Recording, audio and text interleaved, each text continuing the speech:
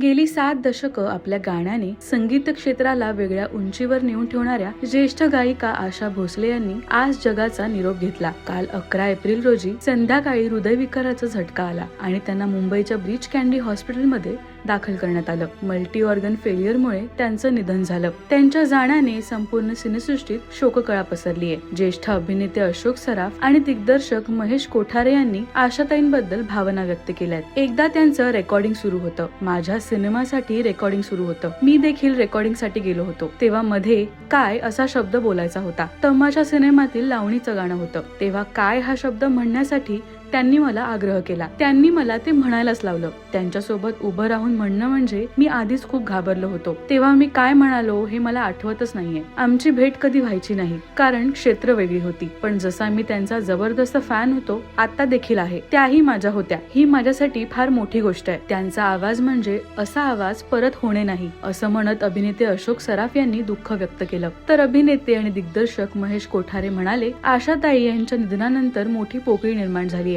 जीवलगा सिनेमात त्यांनी प्लेबॅक दिलेला, मी मुद्दामून त्यांच्यासाठी थांबलो होतो कारण मला त्या गाण्यासाठी आशाताईच हव्या होत्या। आता त्यांची खूप आठवण येईल। आशाताई यांनी अनेक गाणी गायली आहेत असं म्हणत ते व्यक्त झाले। तर अनेक कलाकारांनी सोशल मीडियावर पोस्ट करत श्रद्धांजली वाहिली आहे।